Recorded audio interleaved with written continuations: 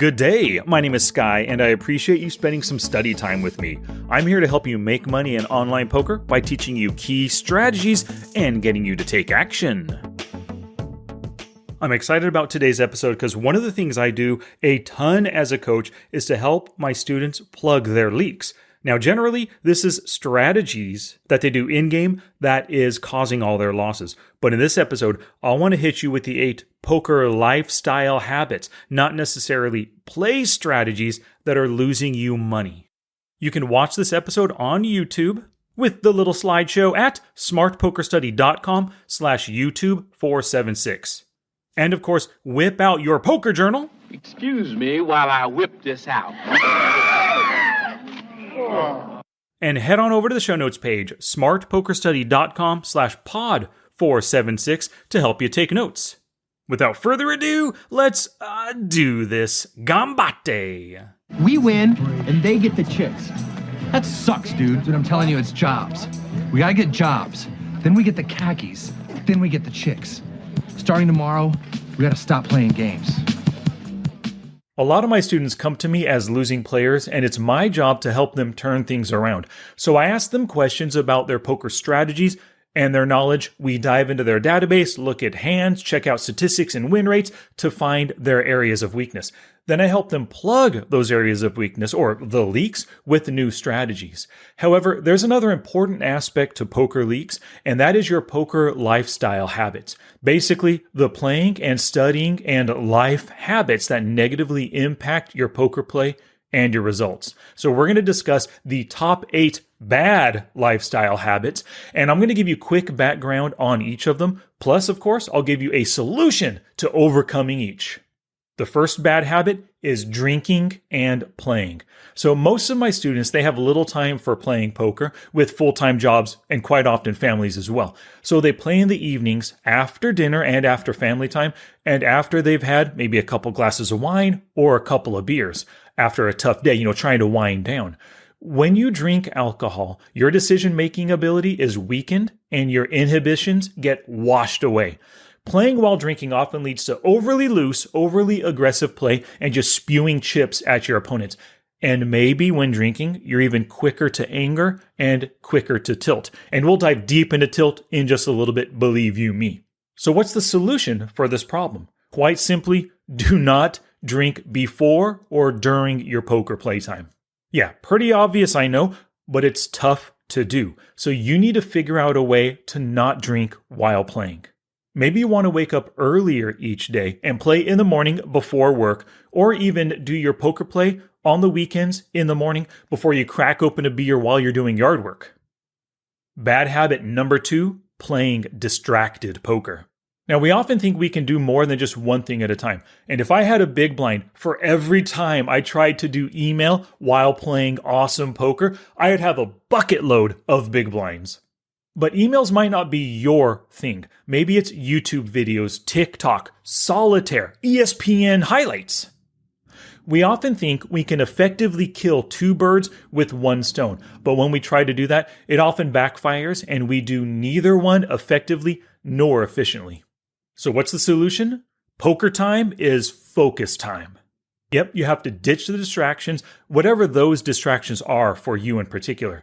It's also a good idea to avoid playing if you've got a monkey on your shoulder. Like something on your honey-do list that needs to be done, some bills to pay, a work-related task that needs to be taken care of. Get that crap done first and out of the way to free up your mind to play great poker.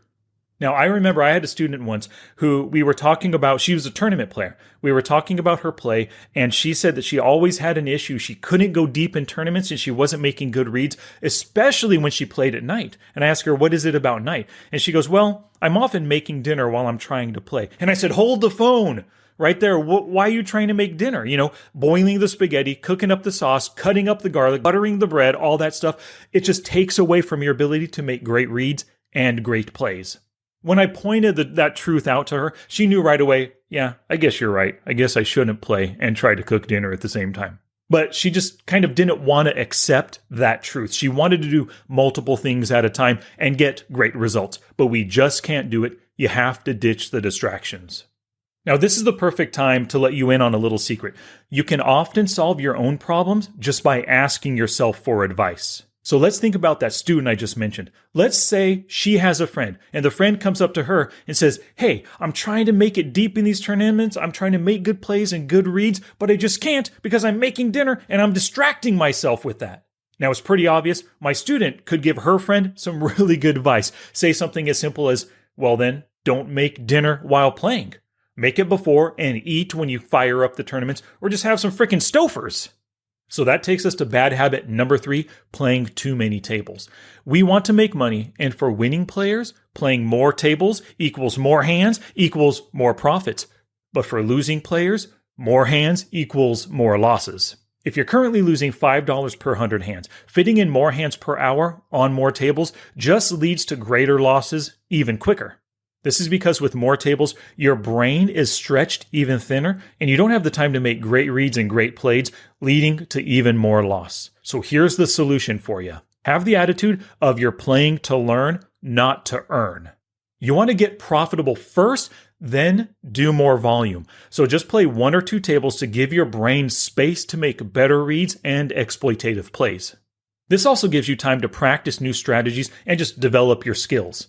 Once you improve your play and results and you're consistently making money with 1 or 2 tables, then you can start adding more tables to make more money. Bad habit number 4, skipping study sessions. And I know what you're thinking, this is just as bad as skipping leg day. How can you expect to learn and grow as a player if you never crack open the books to learn new strategies? You might think you know enough to profit without studying, but you're missing out on insights from others who have a different perspective, and they can add their lessons learned into your game. Now, here's the simple solution for this. Devote 10 minutes to daily study. Everyone has 10 minutes to watch a video, listen to a podcast, read an article, or review some hands. The great thing about building a habit of 10 minutes of daily study is that it often turns into more. You get started studying, you learn something new within just a few minutes, and it spurs you on to extend that study session to try to learn even more things. 10 minutes quickly turns into 20 or 30 minutes of study.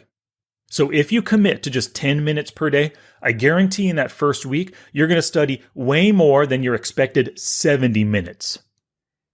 Now, when it comes to skipping your study sessions, these awesome poker peeps never miss a study session because they got my 1-hour poker study workbook by going to smartpokerstudy.com/poker study workbook. So I gotta thank Callie Latonin, Sunil Joshi, Jason McDermott, Martin Kuzma, Sergio Turan, Thomas Gui, Alberto Predi, Robert Swinford, Yaroslav Vrana, William Kimura, Octavian Postolash, Tom Wilson, Graham Richardson, Hans-Dieter Jaeger, Peter Langley, Tony Martinez, Patrick Costera, Ben Cherry, Gurminder Jandu, and Mike Franz. Thank you all so very much. If you want to get on the Poker Study bandwagon, get your studies on nice and easy with the 1-hour Poker Study workbook, go to smartpokerstudy.com/poker study workbook today.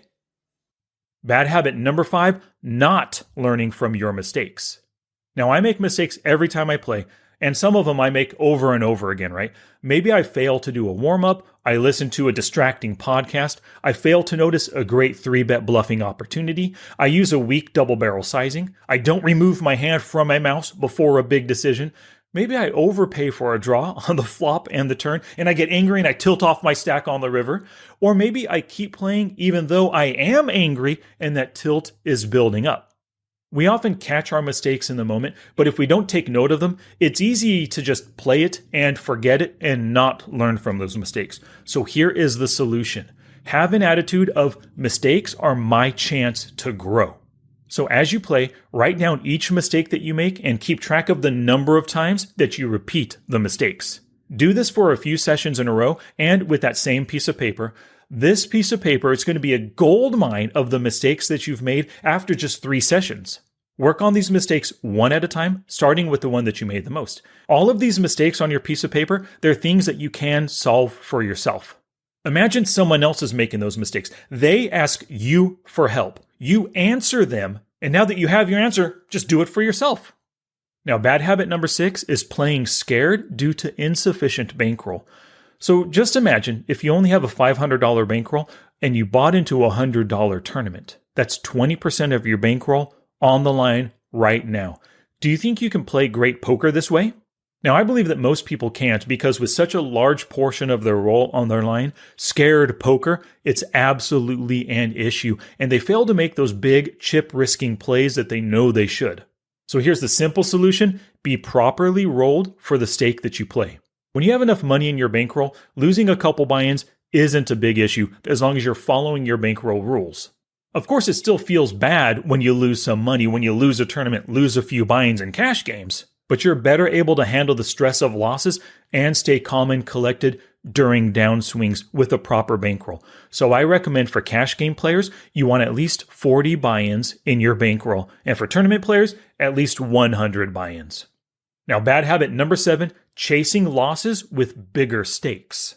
Now, this is a terrible bankroll killer. I know I've been guilty of this. I lose a couple buy-ins and I think to myself, hey, I can win this back. I'll just jump up in stakes and I'll double up one time. Easy peasy Japanesey. But here's the solution for you. I want you to hide the higher stakes in your poker lobby. Now, you have to, of course, fight the temptation to jump up in stakes, and this takes some mental fortitude, especially if you've developed a habit of jumping up to try to win that money back. So to help yourself, set your poker lobby filter to only show the stakes that you're bankrolled for. That extra step of turning off the filter, that can often help you avoid the temptation of playing those bigger stakes. And the final bad habit, tilting away chips. Now, this is number 8 on the list, but it's actually the number 1 cause of poker loss. I have it at the end of this list because the prior 7 causes all helped to build the anger, build the frustration, build the tilt to the point where you lose control and even more money. So here's the solution. Make a commitment to improving your mental game. This cannot be fixed overnight, and it's probably something that will be with you for the rest of your life. Just like for me, I know anger and tilt are always there, simmering in the background, but I do things to try to keep it at bay. Now, if you tackle the other 7 items on this list, your anger and frustration will decrease as your results and your enjoyment improves. You're going to find more joy in poker and less tilt because of it. And of course, I have to recommend Jared Tendler's book, The Mental Game of Poker. There are many other good mental game related books out there, and check those out as well. But this is the one that I started with, and it's still my top recommendation. Read it and put his strategies to use today. Now it's time for you to take action. Step 1, like the video if you like the video. Step 2, leave a comment below for which of these 8 bad habits most affects you. Now, of course, it's time to get to work. I know that at least one of the 8 lifestyle habits here triggered something in you, and you know that's what you need to work on. So your job is to put the solution I gave you into place as soon as possible. And you might even be able to come up with more of your own solutions. Do the work, and when you feel that you fixed the issue and it's no longer a habit hurting your poker game, move on to another one and fix that.